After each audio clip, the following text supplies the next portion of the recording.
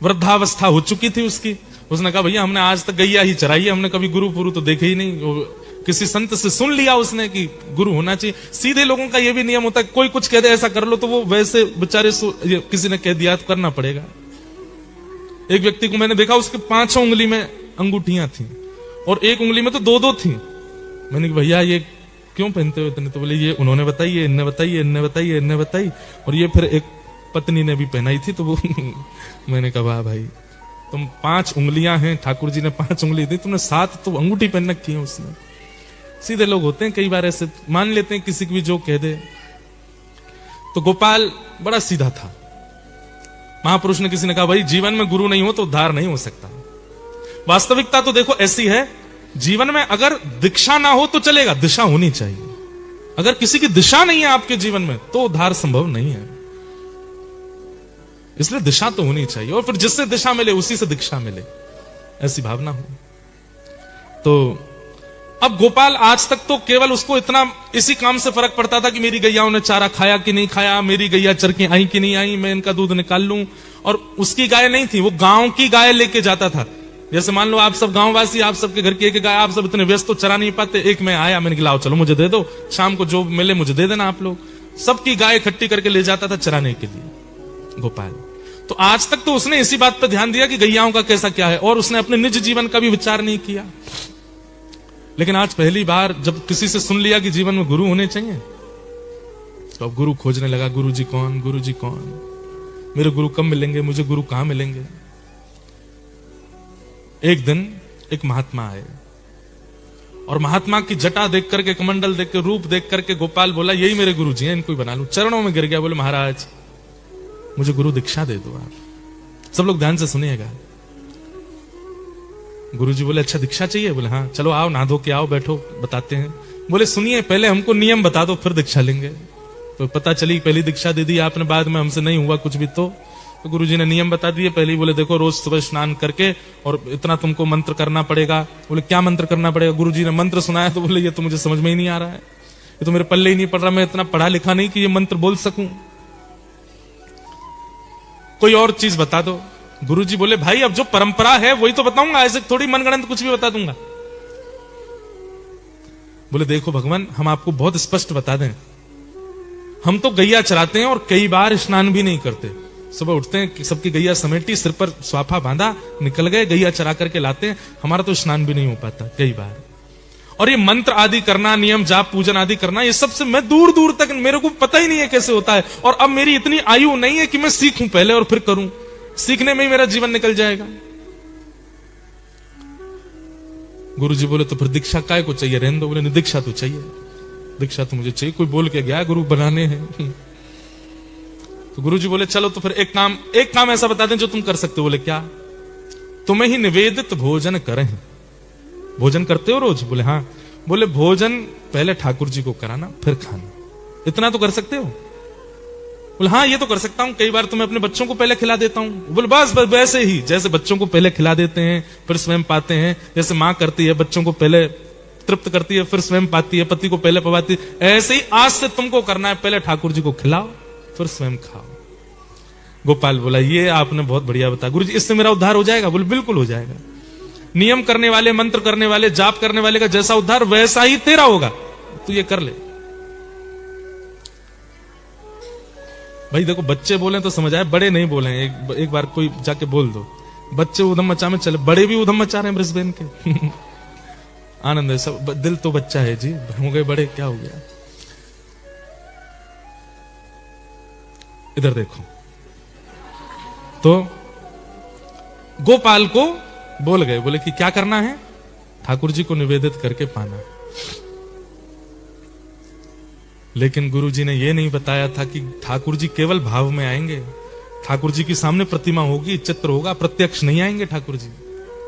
उसको लगा कि जैसे हमारे बच्चे आके बैठ जाते हैं सामने, पत्नी आके बैठ जाती है, ऐसे ठाकुर जी बैठ जाएंगे। जहां भी गैया चराने जाता था पत्नी भोजन लेके आती, पत्नी से कहता तुम जाओ हम खा लेंगे।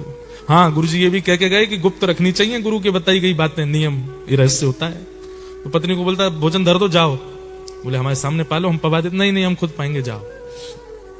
पत्नी बोलती ऐसे क्यों? अरे अब बुढ़ापा आ गया, अब खुद सीखना पड़ेगा। कल को तुम हमसे पहले चली गई तो तुम आदत लगा दोगी अपने हाथ से पवाने की, वो हमको खुद सीखना पड़ेगा। पत्नी बोली मतलब पक्का है कि पहले मैं जाऊंगी? बोले हम बात बोल रहे हैं, तुमको भी सीखना चाहिए, तुम भी हमारी प्रतीक्षा मत क्या करोगे, हम पाए उसके बाद पाओगी, तुम भी पा लिया करो और हम भी अपने आप देखा करेंगे। पत्नी बोली ठीक है। अब सीधे साधे लोग ज्यादा बात थोड़ी करते हैं। पत्नी चली गई, उसने बर्तन खोले, सब सामग्री सामने रखी, ज्यादा कुछ तो होता नहीं था, मोटी रोटियां, कुछ गुड़ और कुछ मिर्ची वगैरह, सलाद, मूली, गाजर, बस सब्जी तो बनती नहीं थी ज्यादा गरीब लोगों के यहाँ, गरीबी था बेचारा। सामने धर दिया, गोपाल, गोविंद, ठाकुर जी आपके जो भी नाम है मुझे ज्यादा तो आते नहीं, आ जाओ पालो। गुरु जी कह के गए आपको पवाना है फिर पाना है, और ऐसा बुला के फिर ढूंढता कहां से आ रहे हैं, कब आएंगे। गुरु जी परिचय तो बता के नहीं गए कि वो दिखते कैसे हैं, आएंगे भी कि नहीं आएंगे। तो बेचारा जैसे पशु पक्षियों के लिए दाना लेके घूमते हैं ऐसे घूमता था सब जगह। आप कहां रहते हैं? अरे ठाकुर जी, अरे भगवान जी आ जाओ। गुरु जी कह के गए पहले आप पाओगे फिर मैं पाऊंगा। पूरे दिन ठाकुर जी का इसी भांति स्मरण करता, जगह जगह घूमता, नदी के किनारे जाता, वन में जाता, पहाड़ पर जाता, ठाकुर जी आओ पहले पाओ फिर मैं पाऊंगा। रात हो गई, ठाकुर जी नहीं आए। गुरु आज्ञा है, ठाकुर जी नहीं पाएंगे तब तक मैं पा नहीं सकता। रात भर ठाकुर जी नहीं आए तो रात को सारी सामग्री समेट करके गैयाओं को खवा दी, भूखा सो गया। एक रात निकल गई, दूसरा दिन आया, आज ठाकुर जी आएंगे, कल व्यस्त रहे होंगे कहीं पे। दूसरे दिन फिर पत्नी भोग लेके आई, सब सामग्री सजाई, बैठ गया, ठाकुर जी आओ पाओ भोग लगाओ फिर हम पाएंगे। फिर से ढूंढा, कल जहां गया अब दूसरी जगह गया कि वहां तो मिले नहीं थे, यहां मिल जाएंगे। सब जगह ढूंढा, ठाकुर जी नहीं मिले। 1 दिन 2 दिन 3 दिन 10 दिन 15 दिन निकल गए। अब तो आंखें गड्ढे में जाने लगी, हाथों में कंपन शुरू हो गया, वृद्धावस्था है, मुख सूखने लगा, आंतें सूखने लगी। पत्नी कहती मुझे आप ठीक नहीं लग रहे हैं, आपको देख करके अब ऐसा लगता है कि जैसे कोई रोग हो गया है क्या आपको? बोले मैं वृद्ध हो गया हूं ना। बोले वृद्ध तो हो गए वो तो पता, पर इतने ज्यादा आपसे चला भी नहीं जाता, आपसे बैठा भी नहीं जाता, आप कुछ बोल भी नहीं पाते, आप भोजन तो करते हैं ना समय से? बोले हाँ मैं सब पाता हूं, तुम चिंता मत करो। लेकिन वो रोज जाते ठाकुर जी को निवेदित करते, ठाकुर जी नहीं आते तो रात में सब गैयाओं को खिला देते। गुरु आज्ञा। जब अनेक दिन निकल गए, बस अब इनको लगा ही था कि अब मैं जीवित नहीं रहूंगा, मेरे प्राण चले जाएंगे। पत्नी भोजन लेकर के आई, अचेत अवस्था जैसी हो रही थी। पत्नी ने कहा मैं खिला दूं आपको। बोले नहीं नहीं रख जाओ, मैं खा लूंगा और तुम जाओ वापस। सामने सामग्री रखी है। और बंधुओं एक बात आपको बता दूं, महाभारत में ऐसा लिखा है दुनिया में सब जीता जा सकता है लेकिन इसको नहीं जीता जा सकता, जीव कंट्रोल नहीं होती है। वासुदेव जरा कष्टम कष्टम निर्धन जीवनम, पुत्र शोक महाकष्टम, कष्टात कष्ट करित क्षुधा। भूख लगी हो, भोजन सामने रखा हो और कोई व्यक्ति ना खावे, ऐसा हो नहीं सकता। ज्यादा से ज्यादा 2-4 दिन अपने मन को मार लेगा, 10 दिन मार लेगा, उससे ज्यादा नहीं मार सकता। बोले कि ये अकाट्य सत्य है, सबका त्याग हो सकता है लेकिन भोजन का त्याग नहीं कर सकता व्यक्ति। उसने नहीं पाया। अंतिम क्षण चल रहा था, ठाकुर जी को बुला रहा था, इतने में ही मुरली मनोहर श्याम सुंदर साक्षात प्रकट हो गए। प्रकट होकर के उसके सामने जैसे आए तो जितनी उसके अंदर ऊर्जा नष्ट हो चुकी थी सारी ऊर्जा पुनः वापस आ गई, नेत्र खुल गए, ठाकुर जी का साक्षात्कार हो गया। ठाकुर जी सन्मुख खड़े हैं और सन्मुख खड़े ठाकुर जी को देख करके गोपाल नेत्रों से अश्रु प्रवाह होने लगा। ठाकुर जी के आगे वो सूखी रोटी और वो सब चीज सामग्री धर दी। भगवान बड़ा विलंब लगाया आपने आने में, अब पा लीजिए। सामान्य सी रोटी और वो जो सामग्री थी उसको ठाकुर जी पा रहे थे बैठ के, और इतने भावुक हो रहे थे गोपाल के उस प्रेम भाव पर। ठाकुर जी ने कहा अब हमने पा लिया, अब तुम भी पाओ। तो जैसे ठाकुर जी देखा तो उसके हाथ कांप रहे थे, तो ठाकुर जी बोले तुम रुको हम पवाते हैं, और अपने हाथ से ठाकुर जी गोपाल को पवा रहे। ऐसा अद्भुत भाव ठाकुर जी को लगा।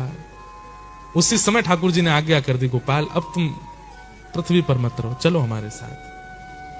भगवान ने उसका हाथ पकड़ा, हृदय से लगाया और अपने संग नित्य लीला में उसको ले गए।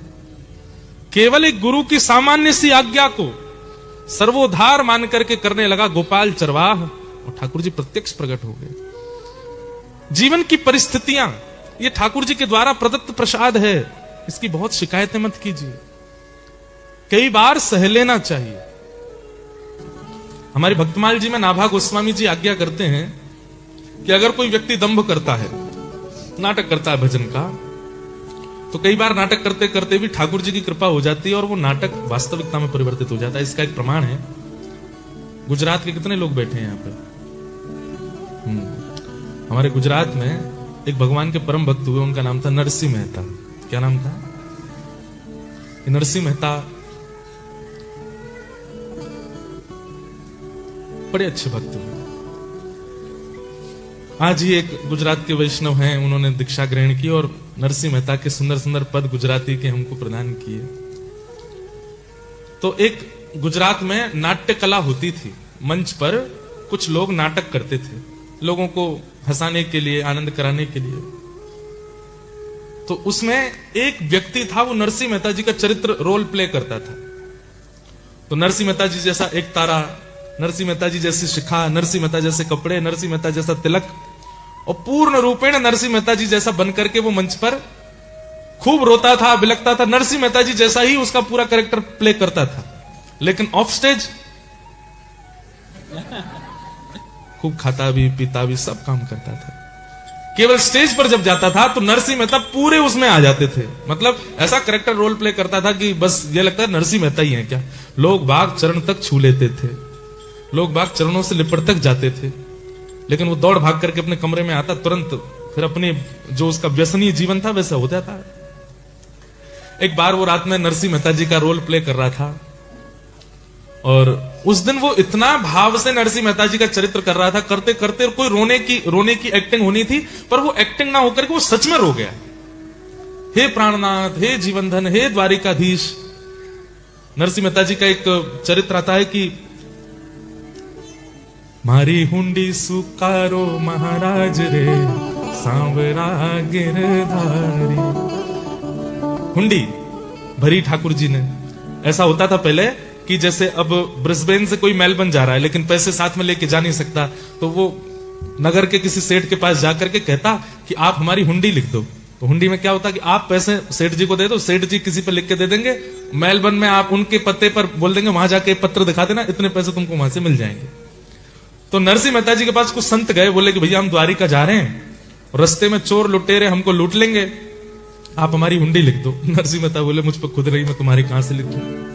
बोले नहीं नहीं, हमको किसी ने कहा है कि आप लिख करके दे दो हमको। बहुत जिद पड़ गए जब संत, तो नरसिंह मेहता जी ने लिख दिया और हुंडी लिख करके उन सब संतों को दे दी। संत जन जब सब गए द्वारिका, तो नरसिंह मेहता रोने लगे, मैंने संतों के लिख तो दी पर मेरा कोई वहां है नहीं, मेरा तो एक ही जानकार है, द्वारिकाधीश सांवरिया मेरे जानकार हैं। और वो संत जन सब गए तो नरसिंह मेहता रो रहे थे, बोले कि पता नहीं इन संतों का क्या होगा, वहां कौन मिलेगा इनको। लेकिन इतने विश्वास से उन्होंने लिख करके दी कि जब संत जन गए तो ठाकुर जी सच में सेठ बन करके आए और उन सब संतों के जो जो उनकी रकम थी वो पूरी की। ऐसे ठाकुर जी ने अनेक बार श्री नरसिंह मेहता जी के प्रेम भाव को स्वीकार करने के कई लक्षण बताए। तो वो नाट्य कला प्रस्तुत कर रहा था, आज वो सच में रो गया। 10-15 साल के अपने करियर में पहली बार रो गया ठाकुर जी को याद करते। बहुत विलंब हो गया था तो अपनी ड्रेस उतारी नहीं, अपना मेकअप वगैरह उसने पहुंचा नहीं, वो ऐसे ही घर जाने लगा। अर्धरात्रि का समय अपने घर जा रहा था, थोड़ी देर में उसको पायल की आवाज आने लगी, छम छम छम छम ध्वनि आने लगी। उसने देखा, बोले ये छम छम कौन, कहां से आ रही है आवाज। इतने में चंदन की सुगंधी आने लगी, दिव्य प्रकाश पीछे से जैसे मानो लगने लगा। पीछे मुड़ करके जैसे ही उसने देखा, साक्षात द्वारिकाधीश खड़े हैं और द्वारिकाधीश नरसिंह मेहता को जैसे मानो अपनी ओर बुलाने के लिए आ रहे हो। पीछे देख करके उसने पहले तो वो स्तब्ध हो गया, मुख से वचन नहीं निकले, हाथ पैर कांपे। मेरे नरसी, मेरे नरसी, मेरे पास आ जा मेरे नरसी, और पकड़ करके उस व्यक्ति को अपने हृदय से लगा। पहले तो सुध बुध खो गई, उसके बाद जब होश आया तो इतना रोया ठाकुर जी के चरणों में प्रणाम करके। ठाकुर जी उसको नरसी नरसी बोले, अरे मेरा नरसी, अरे मेरा नरसी, तू मेरे पास आ जा, तू मेरे हृदय से लग जा। ठाकुर जी भूल गए कि ये नरसिंह मेहता नहीं है। तो उसने थोड़ी देर बाद याद दिलाया, नाथ आपकी कृपालुता की तो मैं नजर उतारूं, बलैया लूं कि आप इतने कृपालु हैं, लेकिन मुझे बताने में बहुत खेद हो रहा है, मैं नरसी नहीं हूं, मैं तो उसका नाट्य करने वाला हूं। जैसे उसने कहा मैं नाट्य करता हूं तो ठाकुर जी स्तब्ध हो गए, अरे तू मेरा नरसी नहीं, तेरे नेत्रों से आंसू आए थे, तू अभी थोड़ी देर पहले मुझे पुकार रहा था, वो सब नाटक था। ठाकुर जी ऐसे मतलब हुए कि जैसे मानो कितने दुखी हो गए हों। ठाकुर जी वहां से अंतर ध्यान हो गए, सुनते ही कि ये नरसी नहीं है। तो जो व्यक्ति नरसी का रोल निभाता था उसने आज विचार किया, मेरा आचरण शुद्ध नहीं, मेरा व्यवहार शुद्ध नहीं, मेरे विचार शुद्ध नहीं, मेरी क्रियाएं शुद्ध नहीं, केवल नाटक करता हूं, धन कमाने के लिए नरसी मेहता बनता हूं। और वो नाटक करते करते करते करते 15 वर्ष में पहली बार अश्रु जो निकले ठाकुर जी प्रकट हो गए। यदि 15 वर्ष में वास्तव में नरसी मेहता जैसा आचरण किया होता तो आज मुझे क्या प्राप्त होता? आज मुझे ठाकुर जी अपने संग लेकर के चले जाते, जीवन के इस चक्र में मुझे फंसना ना पड़ता। और उसी दिन उसने अपने सारे व्यसनों का त्याग किया और फिर वो जीवन भर नरसी मेहता जी की तरह ही रहा।